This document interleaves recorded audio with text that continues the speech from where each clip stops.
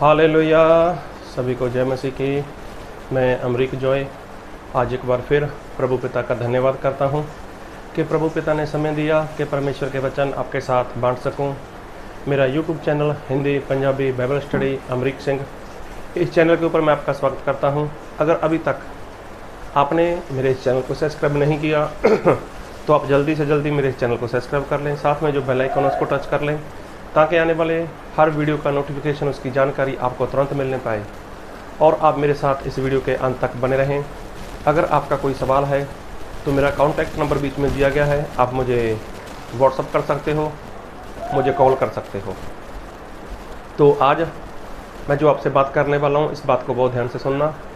हम जिस धरती के ऊपर रहते हैं, तो इस धरती के ऊपर आज सभी इंसान को अपने रहने के लिए एक घर चाहिए, और घर के लिए इंसान को ज़मीन चाहिए, और ज़मीन के लिए इंसान को रुपया पैसा चाहिए, ताकि वो रुपया पैसा देकर कोई ज़मीन खरीद सके और अपने रहने के लिए, अपने परिवार के रहने के लिए वो वहाँ पर घर बनाकर अच्छे से रह सके। तो आज ना जाने कितने लोग अपने रहने के लिए इस संसार में, इस धरती के ऊपर ना जाने कितनी कितनी ज़मीन खरीद कर बैठे हुए हैं। उनके पास बहुत सारा रुपया पैसा है, सोना चांदी सब कुछ है उनके पास, और ज़मीन भी उनके पास बहुत है। तो ज़मीन बहुत होने के बावजूद भी उनके पास बहुत बढ़िया सा घर है, बंगला है, और बहुत आलीशान रहने के लिए उन लोगों ने अपने लिए मकान बना रखे हैं। तो यहाँ पर इंसान को जो रहना है, तो जहाँ पर इंसान का जीवन कितना है, 70 साल, 80 साल, 100 साल, ज़्यादा से ज़्यादा 120 साल। उसके बाद तो इंसान को ये संसार छोड़ना है, ये दुनिया छोड़नी है, और उसके बाद उसको यहाँ से चले जाना है। लेकिन फिर भी इंसान अपने रहने के लिए कितनी ज़मीन खरीदता है, उसके लिए कितना कुछ करता है, कितनी मेहनत करता है। कई लोग तो मेहनत करते हैं और उनके पास अच्छा घर नहीं हो सकता, उनके पास अच्छी ज़मीन नहीं हो सकती, और कई लोग तो ऐसे हैं कि जो अपने घर के किराए पर पूरा जीवन बिता देते हैं। लेकिन यहाँ पर इंसान जो इस धरती के ऊपर है, इस पृथ्वी के ऊपर है, तो यहाँ पर तो इंसान का चल जाएगा। उसके पास किराए का घर है, किराए की ज़मीन है, खुद की ज़मीन है, खुद का घर है, खुद का बंगला है, या खुद का कुछ भी, यहाँ पर तो चल जाएगा। लेकिन स्वर्ग में तो इंसान कैसे जा सकता है? और वहाँ पर स्वर्ग कोई ऐसा तो है नहीं कि वो हवा में होगा, हवा में ऐसा नहीं है। लेकिन बाइबल में लिखा है, प्रभु यीशु ने बोला कि ये जो आकाश है, जिस आकाश के नीचे हम लोग जीवन जी रहे हैं, ये आकाश चला जाएगा, और ये जो धरती है ये भी चली जाएगी। इसका मतलब उसके बाद जब प्रभु यीशु परमेश्वर वो आप रहेंगे, तो कहाँ पर रहेंगे? और साथ में जो प्रभु यीशु के ऊपर विश्वास करते हैं, जो प्रभु यीशु के चुने हुए लोग हैं और जो मसीह के हैं, उनको प्रभु यीशु कहाँ रखेंगे? और उनके लिए बाइबल में ऐसा लिखा है, प्रभु यीशु ने बोला है कि नया आकाश होगा और नई धरती होगी। तो देखो, नया आकाश, नई धरती, और वहाँ पर रहेगा कौन? वहाँ पर वही रहेगा जो प्रभु यीशु ने, जिसको पसंद किया हुआ है, जो प्रभु यीशु के चुनाव में है, तो वही इंसान वहाँ पर रहेगा। तो क्या आप स्वर्ग जाने वाले हो? जहाँ आप स्वर्ग जाने की सोच रहे हो, अगर आप स्वर्ग जाने की सोच रहे हो, तो जिस तरह से आप इस धरती के ऊपर, इस पृथ्वी के ऊपर अपने रहने के लिए एक घर बनाया है, या कैसा भी घर बनाया है, बढ़िया बनाया है, आलीशान बनाया है, कैसे भी, तो क्या कभी आपने सोचा कि स्वर्ग में आपको वहाँ पर रहना है? तो वहाँ पर भी तो ज़मीन है, वहाँ पर नई धरती है, नया आकाश है, और नए आकाश के नीचे और नई धरती के ऊपर आपको रहना है। और कब तक? क्या 70 साल तक? क्या 80 साल तक? या 120 साल तक? नहीं, वहाँ पर तो हमेशा हमेशा के लिए, हमेशा हमेशा के लिए रहना है आपको। तो क्या आपने वहाँ पर ज़मीन देखी? क्या आपने वहाँ पर धरती देखी? क्या कभी आपने उसको खरीदने का प्रयत्न किया? जी हाँ, बाइबल में तो ऐसा लिखा है कि वचन पढ़ूंगा आपके लिए मैं, और मैं वचन पढ़ूंगा आपके लिए यूहन्ना रचित सुसमाचार, उसका 14 अध्याय और उसके 2 वचन से, मेरे पिता के घर में बहुत से रहने के स्थान हैं।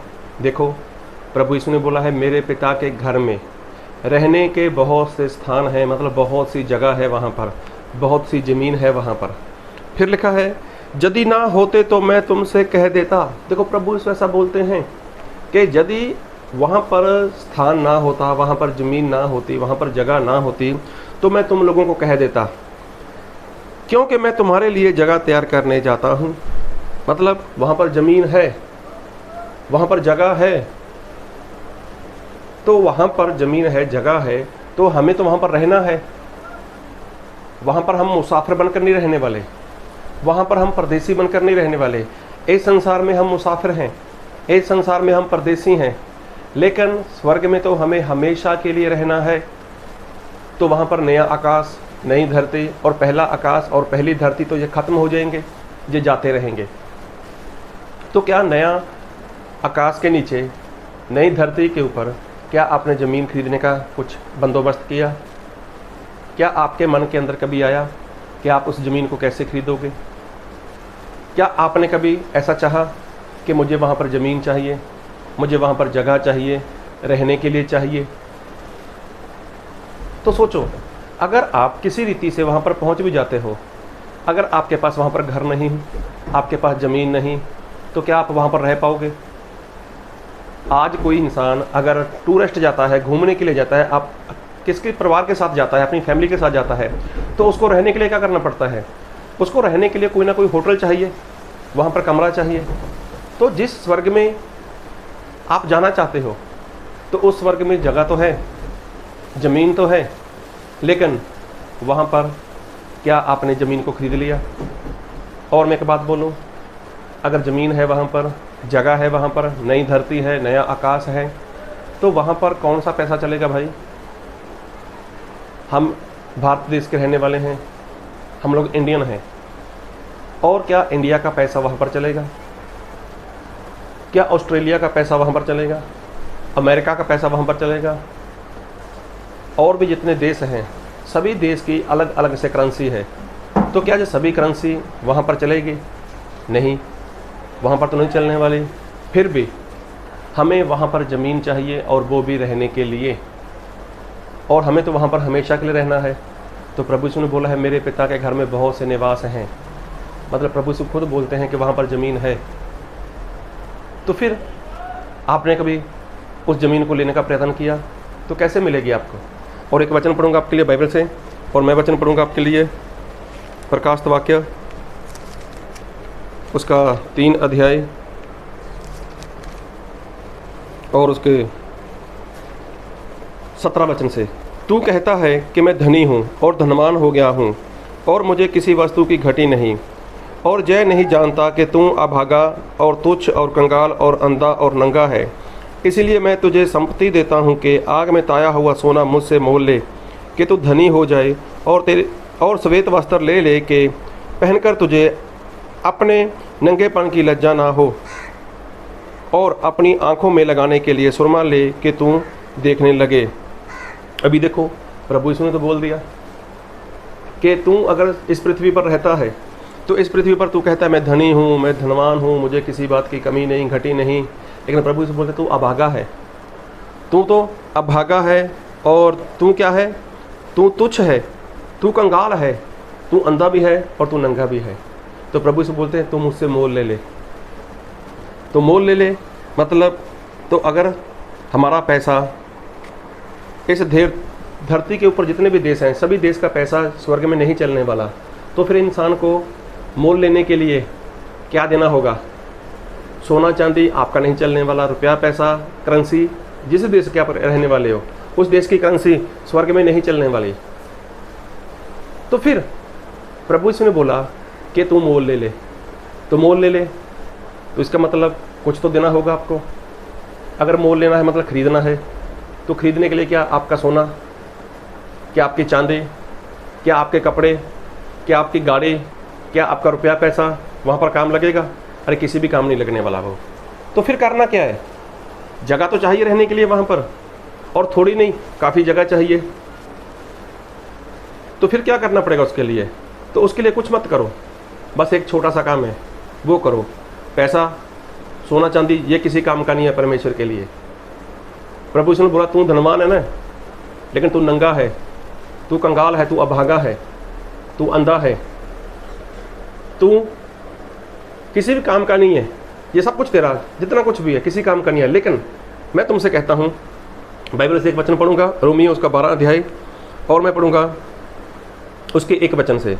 इसलिए हे भाइयों, मैं तुमसे परमेश्वर की दया स्मरण दिलाकर विनती करता हूँ कि अपने शरीरों को जीवित और पवित्र और परमेश्वर को भावता हुआ बलिदान करके चढ़ाओ, यही तुम्हारी आत्मिक सेवा है।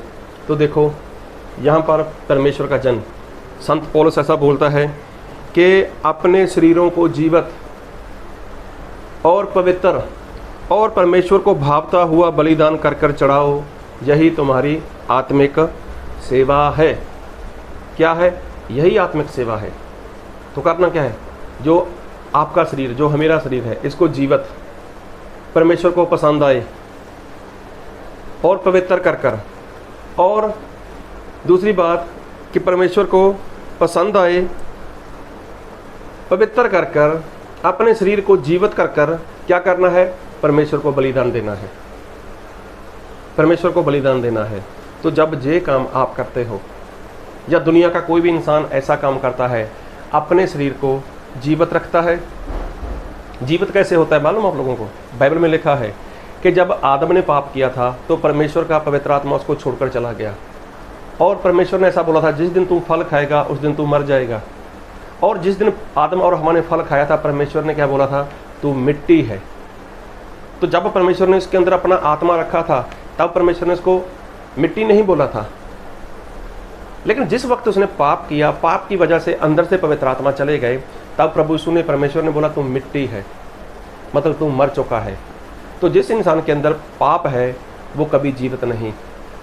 और पवित्र, पवित्र का मतलब है जो परमेश्वर के सारे वचन की आज्ञाकारी करता है, जो परमेश्वर के वचन को मानता है, आज्ञाकारी करता है, वो है पवित्र।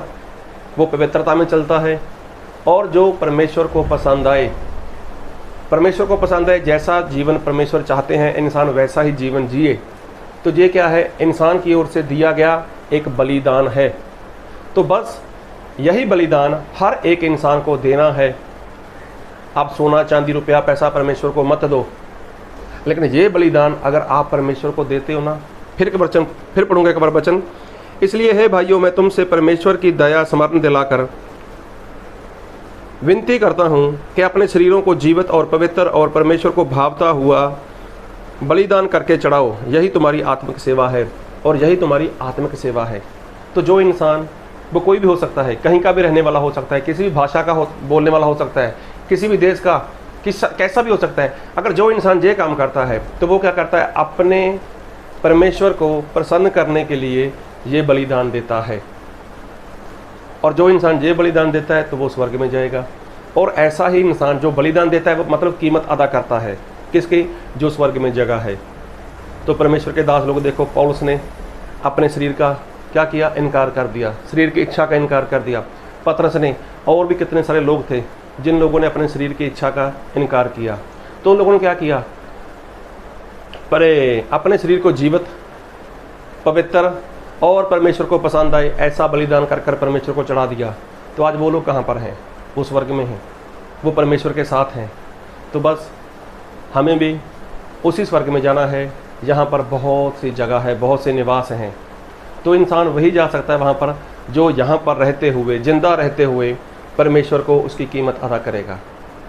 उस ज़मीन को, इंसान की ताकत नहीं है कि रुपए पैसे से वो ज़मीन खरीद सके, लेकिन अगर आप ये काम करोगे, ये 3 बातें करते हो, कौन सी? ये 3 बातें हैं, अपने शरीर को जीवित और पवित्र और परमेश्वर को भावता हुआ बलिदान। तो जो इंसान ये 3 काम करता है ना, तो वो इंसान स्वर्ग में जा सकता है और उसको स्वर्ग में जगह मिल सकती है। तो क्या आप ऐसा बलिदान करने के लिए तैयार हो? क्या आप ऐसा बलिदान कर सकते हो? तो अगर नहीं हुआ आपसे, अभी तक आपको लगता है कि आपकी स्वर्ग में जगह नहीं है, तो प्रभु यीशु ने तो बोल दिया आज से हजारों साल पहले कि बहुत से निवास हैं, बहुत सी जगह है, लेकिन जगह तो बहुत है वहाँ पर। लेकिन क्या आपने अपने लिए वहाँ पर प्लॉट ले लिया? क्या आपने वहाँ पर ज़मीन ले ली? अगर नहीं ली तो बस यही काम करो, यही काम करो, बलिदान करो, खुद का इनकार करो और परमेश्वर के सारे वचन की आज्ञाकारी करो। तो जैसा परमेश्वर चाहते हैं वैसा ही जीवन जियो। तो ये आपका बलिदान है जो आपको परमेश्वर को देना है, और ऐसी बातों से परमेश्वर खुश होते हैं और खुश होकर वो आपको स्वर्ग में जगह देंगे। तो प्रभु आपको इन वचन से बहुत ऐत की आशीष दे। आमीन।